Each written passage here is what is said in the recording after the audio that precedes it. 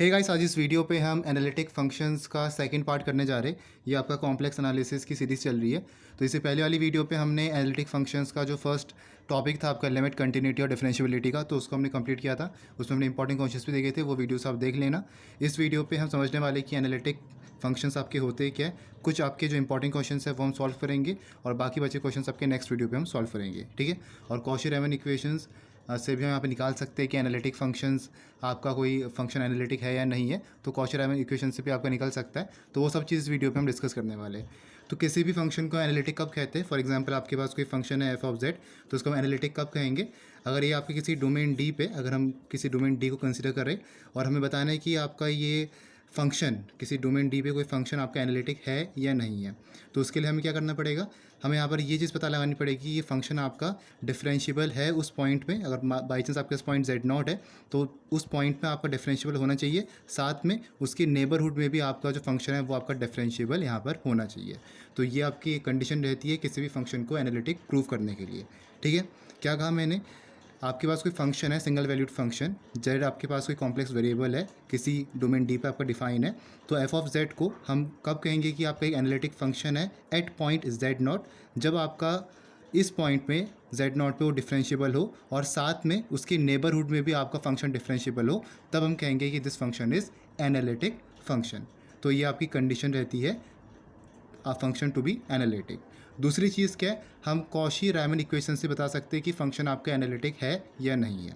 Cauchy Riemann equation आपके एक partial differential equation रहती है। अगर वो आपकी वेरीफाई हो जाती है तो वो आपकी नेसेसरी और सफिशिएंट कंडीशन होती है किसी फंक्शन को एनालिटिक प्रूव करने के लिए, ठीक है। तो या तो यहाँ पर हम पहले ये पता लगा सकते हैं कि आपका फंक्शन डिफरेंशिएबल है उस पॉइंट में नेबरहुड में, या हम कॉशी रायमन इक्वेशन से, जिसे हम सी आर इक्वेशन भी कहते हैं, उससे भी हम यहाँ पर पता लगा सकते हैं। अगर आपका वो वेरीफाई होता है तो आपका यहाँ पर वो फंक्शन एनालिटिक होगा। कॉशी रायमन इक्वेशन आपकी होती क्या है? उसे हम सी आर इक्वेशन भी कहते हैं, C R partial differential equation, जैसे आप कॉशी रायमन इक्वेशन भी यहाँ पर कह सकते हो, ठीक है। तो ये आपकी इक्वेशन क्या रहती है? पार्शियल डिफरेंशियल इक्वेशन होती है। u और v आपके पास दो फंक्शन है, ठीक है। तो इसको हम कैसे लिखते हैं? Partial derivative of u with respect to x equals to partial derivative of v with respect to y and partial derivative of v with respect to x equals to minus partial derivative of u with respect to y, ठीक है। तो अगर ये आपकी सी R equation satisfy होती है तो function आपका एनालिटिक होगा। ये आपकी नेसेसरी और सफिशिएंट कंडीशन होती है a function to be analytic, ठीक है। तो देखो, इसमें आपका जो u और v ये दोनों फंक्शन हैं। अगर आपका partial derivative u with respect to x equal आता है partial derivative v with respect to y के, और आपका partial derivative v with respect to x equal होता है minus time partial derivative of u with respect to y के, तो ये आपके सी आर इक्वेशन सेटिस्फाई करेगी। दैट मीन्स ये फंक्शन आपका एनालिटिक होगा। अभी क्वेश्चन हम करेंगे प्रीवियस ईयर के, और जो इंपॉर्टेंट है वहाँ से आपको आइडिया आएगा किस तरीके से आपको ये करना है। एक और आपके पास थ्योरम होती है, उसको हम कहते हैं Lagrange mean value theorem, Lagrange mean value theorem. तो ये भी आपकी क्वेश्चंस में कभी कभी यूज़ होती है, तो इसको भी हम यहाँ पर देखते हैं। लैग्रांजे मीन वैल्यू थ्योरम क्या होती है कि आपका डी डब्ल्यू अपॉन डी जेड, जहाँ पर डब्ल्यू आपका एक कॉम्प्लेक्स नंबर है और जेड भी आपके पास एक कॉम्प्लेक्स नंबर है, तो डी डब्ल्यू अपॉन डी जेड किसके इक्वल होता है? पार्शियल डेरिवेटिव ऑफ डब्ल्यू विथ रिस्पेक्ट टू एक्स, ठीक है। डी डब्ल्यू अपॉन डी जेड किसके इक्वल होता है? पार्शियल डेरिवेटिव डब्ल्यू का, जो आपके पास एक कॉम्प्लेक्स नंबर है, विद रिस्पेक्ट टू एक्स, ठीक है। और इसको हम कैसे लिख सकते हैं?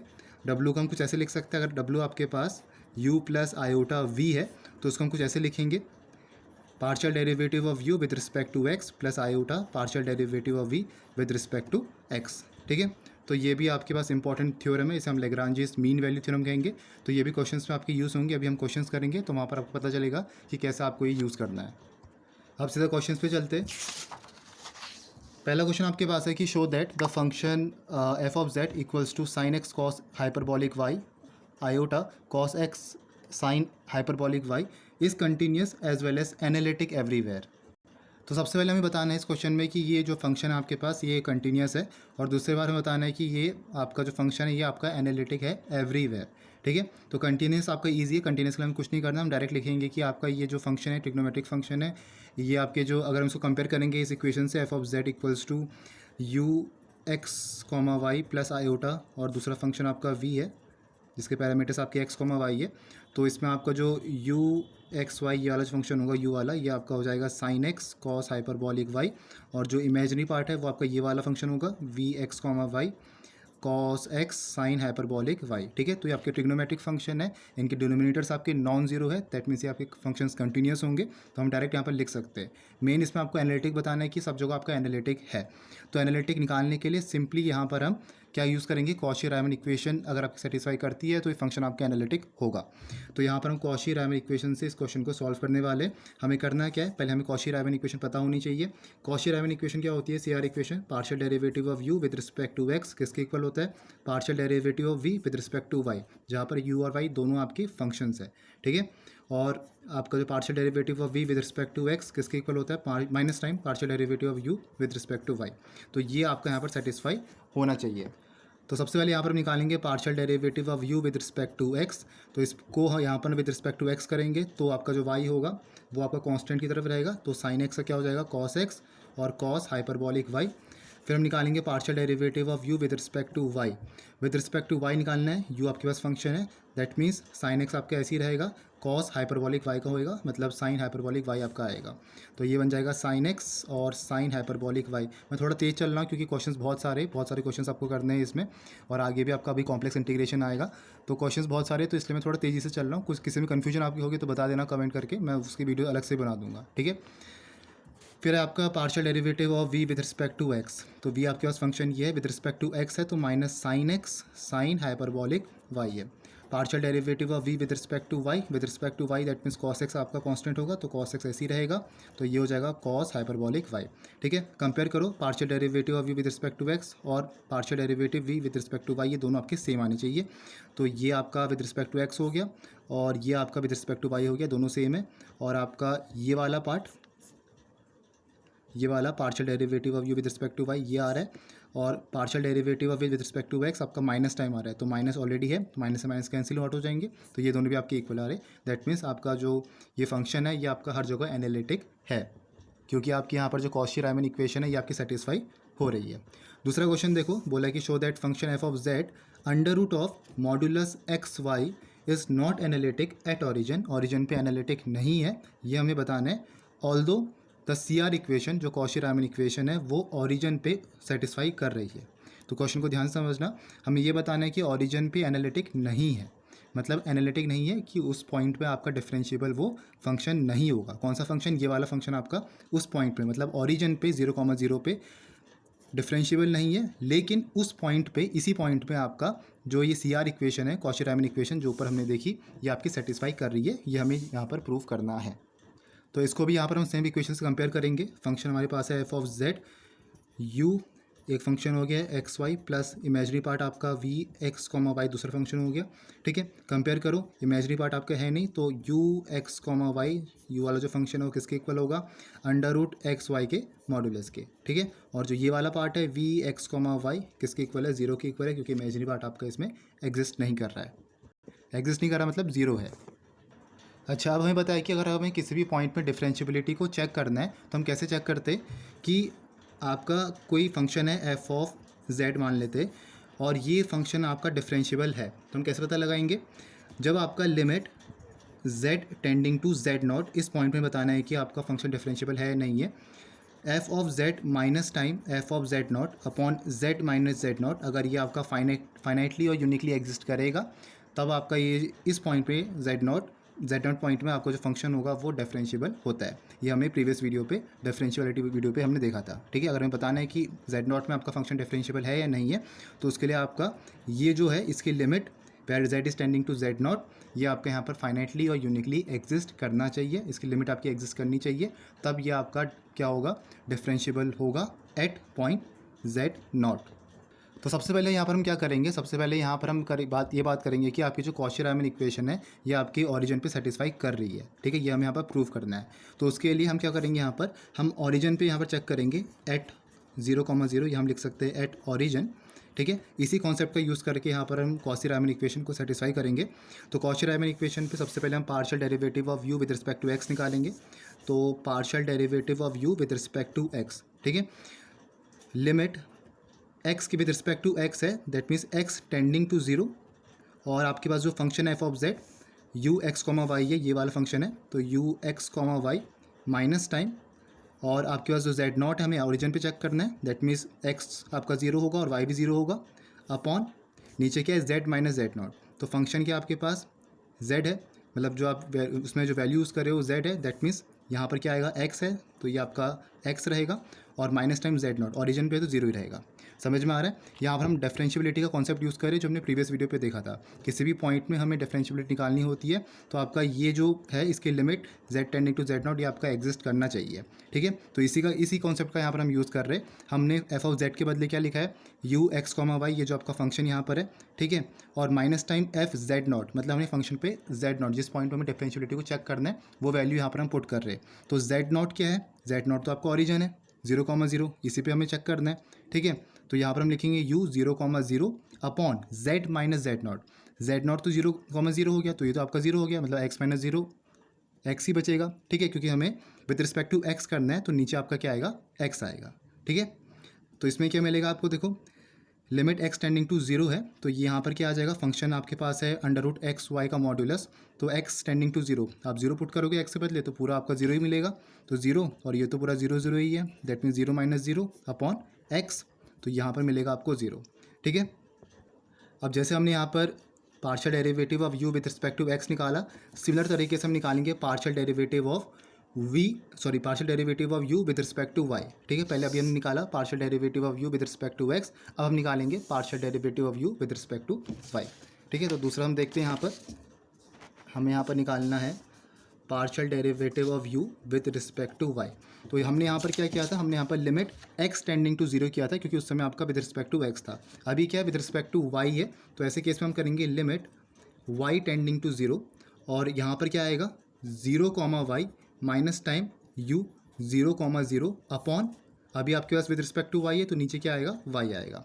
ठीक है, इसमें हमने क्या किया था, यहाँ पर आपका 0 कॉमा क्या आएगा, x कॉमा 0 आएगा, क्योंकि अभी आपका जो y है वो 0 है, तो u x कॉमा 0 लिखेंगे, और इसमें क्या लिखेंगे हम 0,y लिखेंगे। ठीक है, तो यहाँ पर क्या मिलेगा आपको, y टेंडिंग टू 0 है, तो y आपका 0 हो जाएगा, फंक्शन पे वैल्यू रखोगे तो यहाँ पर under root modulus x into y, तो y 0 रखोगे तो पूरा 0 हो गया, तो 0 माइनस 0 अपॉन वाई, तो ये भी आपका यहाँ पर 0 बनेगा। क्लियर हो गया? सिमिलर तरीके से जैसे हमने partial derivative of u with respect to x निकाला, partial derivative of u with respect to y निकाला, वैसे ही यहाँ पर हम निकालेंगे आपका partial derivative of v with respect to x और partial derivative of v with respect to y। इस पर भी हम ऐसे ही करेंगे, x टेंडिंग टू 0 और यहाँ पर y टेंडिंग टू 0, तो दोनों आपको यहाँ पर 0 ही मिलेंगे, क्योंकि हमें ओरिजिन पे चेक करना है, तो x टेंडिंग टू 0 पे भी आपका 0 ही आएगा और y टेंडिंग टू 0 पे भी आपका 0 ही आएगा। दैट मीन्स आपके चारों आपके यहाँ पर जो पार्शियल डेरिवेटिव्स है वो आपके 0 आ रहे हैं, तो आपके यहाँ पर जो कॉची रायमन इक्वेशन है वो आपकी सेटिस्फाई करेगी। ठीक है, तो हमने ये यहाँ पर निकाल दिया कि ओरिजिन पे आपकी जो CR इक्वेशन है वो आपकी सेटिस्फाई हो रही है। हमने सिंपली यहाँ पर जो डिफरेंशियबिलिटी का कॉन्सेप्ट होता है, किसी पॉइंट पे जब हमें डिफरेंशियबिलिटी चेक करनी होती है वाला कॉन्सेप्ट हमने यूज़ किया है, ये वाला, और हर उस पर हमने अप्लाई कर रखा है। ठीक है, तो ये तो आपका फर्स्ट पार्ट यहाँ पर सॉल्व हो गया। दूसरा पार्ट हमसे क्या पूछा था, देखो हमने पहले तो पार्ट यहाँ पर प्रूफ कर दिया कि CR इक्वेशन आपकी सेटिस्फाई कर रही है ओरिजिन पे। ठीक है, अब हमें क्या निकालना है यहाँ कि ये जो फंक्शन आपके पास है f ऑफ z, ये आपका एनालिटिक नहीं है ओरिजिन पे। एनालिटिक नहीं है ओरिजिन पे मतलब कि आपका उस पॉइंट पे डिफरेंशिएबल नहीं है। तो डिफरेंशिएबल नहीं है ये हमें कैसे पता चलेगा, अगर आपके यहाँ पर जो आपका वो डिफरेंशियबिलिटी निकाल के आपका जो फाइनल आंसर आएगा, अगर आपको यूनिक नहीं होता है, तो यूनिक नहीं होगा, दैट मीन्स उसके डिफरेंट वैल्यूज एग्जिस्ट करेगी, तो वो आपका उस पॉइंट पे डिफरेंशिएबल नहीं होता है। ठीक है, ये हमने प्रीवियस वीडियो पे देखा था कि अगर आपका फाइनाइट और यूनिक लिमिट एग्जिस्ट नहीं करती है तो वो आपका फंक्शन डिफरेंशिएबल नहीं कहलाता है। तो अगर आपका ऐसा निकलता है, दैट मीन्स आपका यहाँ पर जो सेकंड पार्ट है वो भी आपका प्रूफ हो जाएगा। तो किस तरीके से हम यहाँ पर करेंगे, तो हमारे पास यहाँ पर देखो एफ डैश क्या है 0 है, हमें ओरिजिन पे यहाँ पर डिफरेंशियबिलिटी को चेक करना है, तो यही हम कॉन्सेप्ट लगाएंगे, लिमिट z टेंडिंग टू, अभी जो पॉइंट है वो z नॉट नहीं है, वो आपका 0 है। ठीक है, ओरिजिन पे हमें चेक करना है, तो z tending to the origin मतलब 0। ठीक है, और f ऑफ z तो ऐसे ही रहेगा फंक्शन। ठीक है, minus time f of z not है, तो अभी क्या है z नॉट ओरिजिन है, मतलब f ऑफ क्या आएगा 0 आएगा। ठीक है, अपॉन नीचे z माइनस जेड नॉट है, तो z माइनस 0 z ही रहेगा। Limit z tending to 0 f of z मतलब ये function under root modulus x y minus 0, और नीचे z है तो x प्लस आयोटा y आएगा। ठीक है, z x plus iota y रहेगा। ठीक है, अब हम यहाँ पर एज्यूम कर रहे हैं कि when limit z is tending to 0, जो आपका लिमिट z 0 की तरफ टेंड कर रहा है when y equals to M x, जब आपकी एक स्ट्रेट लाइन है, जब आपकी स्ट्रेट लाइन है उस वक्त जब आपका ये लिमिट z टेंडिंग टू 0 की तरफ टेंड कर रहा है, तो उस समय क्या होगा आपका, उस समय क्या आ जाएगा f dash 0 limit z tending to 0, और यहाँ पर आपकी y की जगह क्या आ जाएगा, y equals to M x यहाँ पर हम पुट कर रहे हैं, स्ट्रेट लाइन की इक्वेशन हमने यहाँ पर ले रखी है, और उस समय यहाँ पर बोल रहे कि आपका z जो कॉम्प्लेक्स नंबर है वो 0 की तरफ टेंड कर रहा है, तो under root modulus m x square, ठीक है, क्योंकि आपके पास y इक्वल्स टू एम एक्स है और x ऑलरेडी है तो एम एक्स स्क्वायर बनेगा, मॉडुलस एम एक्स स्क्वायर, और नीचे बनेगा x प्लस आयोटा, y है तो आयोटा एम एक्स, ठीक है, लिमिट z टेंडिंग टू 0, और यहाँ पर अंडर रूट एक्स स्क्वायर है तो अंडर रूट एक्स स्क्वायर तो कैंसिल आउट हो जाएंगे, x ही बचेगा, और x से x नीचे कैंसिल आउट हो गया, तो ऊपर बचा आपके पास under root modulus of m upon 1 plus iota m बचेगा, ठीक है। अब यहाँ पर क्या है, m आपके पास एक स्लोप है, अब m आपके पास स्लोप है तो इसकी डिफरेंट डिफरेंट वैल्यूज़ आपकी हो सकती है, m equals to tan theta होता है तो थीटा की डिफरेंट डिफरेंट वैल्यूज़ हो सकती है, तो यहाँ पर आपको यूनिक सॉल्यूशन नहीं मिलेगा, यूनिक लिमिट आपकी एग्जिस्ट नहीं करेगी, तो यूनिक लिमिट एग्जिस्ट नहीं करेगी तो ये फंक्शन एफ ऑफ जेड ये आपका डिफरेंशिएबल नहीं होगा ओरिजिन पे, अगर आपका डिफरेंशिएबल नहीं है ओरिजिन पे तो ये आपका फंक्शन एनालिटिक भी नहीं होगा ओरिजिन पे, ठीक है। तो यहाँ से आपका जो सेकंड पार्ट है ये वाला कि the function is not analytic, ये भी आपका प्रूफ होता है। एक आखिरी क्वेश्चन में चलते हैं, बाकी हम नेक्स्ट वीडियो पे करेंगे इसी टॉपिक्स के दूसरे क्वेश्चंस। बोला है कि show that D upon d z, z का कॉन्जुगेट, ठीक है, इसका आपका इसका डेरिवेशन कर रखा है, सॉरी वो डिफ्रेंसिएशन कर रखा है विद रिस्पेक्ट टू जेड, और हमें बताना है कि ये जो है ये आपका एग्जिस्ट नहीं कर रहा है एनीवेयर, मतलब डिफ्रेंसिएशन ऑफ जेड का conjugate with respect to z it is not analytic, ये हमें यहाँ पर बताना है, एग्जिस्ट नहीं कर रहा मतलब कि ये फंक्शन आपका, मतलब ये जो आपका जेड का कॉन्जुगेट है ये आपके यहाँ पर एनालिटिक नहीं है, ये चीज़ हमें यहाँ पर बतानी है। तो जेड का कॉन्जुगेट लिखा है that means z equals to x plus iota y, तो जेड का कॉन्जुगेट है तो एक्स माइनस आयोटा वाई हो जाएगा, तो वही कॉन्सेप्ट यहाँ पर यूज़ करेंगे जो हमने प्रीवियस वीडियो पे किया था, सॉरी प्रीवियस क्वेश्चन पे किया था। तो क्या रहता है आपके पास limit delta z tending to 0 f of z naught plus delta z minus f of z naught upon delta z, किसके इक्वल होगा, एफ ऑफ जेड, ठीक है, मतलब एफ डैश जेड के।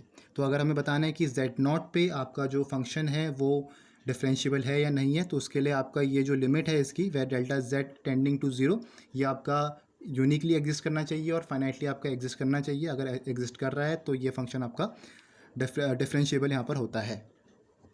तो क्या लिखेंगे यहाँ पर हम, d upon d z, z का conjugate equals to limit delta z tending to 0, ठीक है, और फंक्शन पे क्या आपके पास z naught plus delta z है, तो यहाँ पर आपके पास क्या है, जेड का कॉन्जुगेट है, दैट मीन्स ये आपका आ जाएगा जेड प्लस डेल्टा जेड का कॉन्जुगेट, ठीक है, minus time F of z not है, तो यहाँ पर आपके पास एफ ऑफ जेड नॉट मतलब क्या है, जेड का कॉन्जुगेट है, तो जेड का कॉन्जुगेट अपॉन नीचे क्या बनेगा, डेल्टा जेड आपका ऐसे ही रहेगा, ठीक है, तो ये बन जाएगा limit delta z tending to 0, और z आपके पास x प्लस आयोटा वाई हो गया, और डेल्टा z को लिखोगे delta x plus iota delta y, तो यहाँ पर हो जाएगा आपके पास x plus iota y plus delta x plus iota delta y, इसमें पूरे में conjugate minus time x plus iota y का कॉन्जुगेट, या डायरेक्टली आप x माइनस आयोटा वाई भी लिख सकते थे, और नीचे डेल्टा z है तो डेल्टा z क्या आएगा, delta x plus iota delta y, ठीक है। अब यहाँ पर देखो लिमिट आपके डेल्टा z टेंडिंग टू 0 है, लेकिन यहाँ पर आपके x और y के टर्म्स में दे रखा है, मतलब डेल्टा x और डेल्टा y के टर्म्स में दे रखा है, तो यहाँ पर हम डेल्टा x टेंडिंग टू 0 और डेल्टा y टेंडिंग टू 0 करेंगे, ठीक है। तो यहाँ पर आप इसको ऐसे लिखोगे सही तरीके से, delta x tending to 0 delta y tending to 0, x आप इसको यहाँ पर क्या करोगे, x प्लस डेल्टा x, मतलब हमें यहाँ पर आयोटा के बदले माइनस आयोटा को रिप्लेस करना है, और आपके पास x प्लस डेल्टा x जो रियल पार्ट है उसको अलग कर दो, माइनस टाइम आयोटा, और जो आपका इमेजनरी पार्ट में कॉमन आ रहा है y प्लस और ये डेल्टा y, हमने इसमें आयोटा की जगह माइनस आयोटा रिप्लेस कर दिया क्योंकि कॉन्जुगेट है, और सिमिलर आपका यहाँ पर होगा आयोटा की जगह माइनस आयोटा, तो x माइनस आयोटा y आ जाएगा, और नीचे क्या रहेगा, delta x plus iota delta y, ठीक है। तो इसको सॉल्व करोगे तो ये बनेगा limit delta x tending to 0 delta y tending to 0 delta x minus iota delta y, और नीचे delta x plus iota delta y, तो फाइनली आपका ये यहाँ पर बनने वाला है। तो अगर आपका यहाँ पर डेल्टा z 0 की तरफ टेंड कर रहा है, जब आपका डेल्टा z 0 की तरफ टेंड कर रहा है along real axis, real axis की तरफ, मतलब एक्स एक्सिस वाले जो रियल एक्सिस है वहाँ पर आपका डेल्टा z जीरो की तरह टेंड कर रहा है, तो उस समय जो इमेजनरी एक्सिस होगा, मतलब y वाला जो पार्ट होगा वो क्या होगा, आपका ज़ीरो होगा। ठीक है, तो जब आपका डेल्टा z जीरो की तरह टेंड कर रहा है अलॉन्ग द रियल एक्सिस, तो उस वक्त जो आपका डेल्टा y होगा इट विल बी ज़ीरो। अगर डेल्टा y आपके पास ज़ीरो है तो यहाँ पर आपकी जो लिमिट आएगी ये आपका ज़ीरो हो जाएगा, तो delta x upon delta x बचेगा, तो यहाँ पर आपको 1 मिलने वाला है। ठीक है, तो उस वक्त आपको यहाँ पर लिमिट जो मिलेगी वो आपको 1 मिलेगी। ठीक है, इसको आप कर सकते हो अच्छे से, अभी मैं डायरेक्ट लिख रहा हूँ यहाँ पर। और दूसरी चीज़, जब आपका डेल्टा z ज़ीरो की तरफ टेंड कर रहा है along imaginary axis, imaginary axis की तरफ आपका जीरो की तरफ टेंड कर रहा है, तो इमेजनरी एक्सिस में कर रहा है, दैट मीन्स रियल एक्सिस क्या रहेगा, आपका जीरो रहेगा, तो डेल्टा एक्स क्या हो जाएगा, जीरो हो जाएगा। ठीक है, तो डेल्टा एक्स जीरो हो गया, तो यहाँ पर क्या बचेगा, minus delta y upon delta y, i से आई कैंसिल हो जाएगा, तो यहाँ पर क्या मिलेगा आपको, लिमिट -1 मिलेगी। ठीक है, अगेन यहाँ पर आपको दो डिफरेंट लिमिट्स मिल रही है, तो आपके पास जो यहाँ पर लिमिट है वो यूनिकली और फाइनाइटली एग्जिस्ट नहीं कर रही है। That means f of z equals to z का conjugate it is not analytic anywhere, मतलब हम बोलेंगे it does not exist anywhere.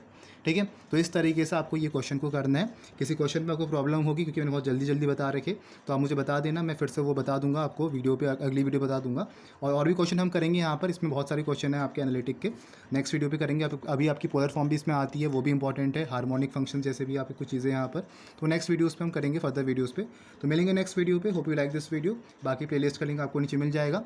मिलेंगे नेक्स्ट वीडियो पे, thank you for watching this video.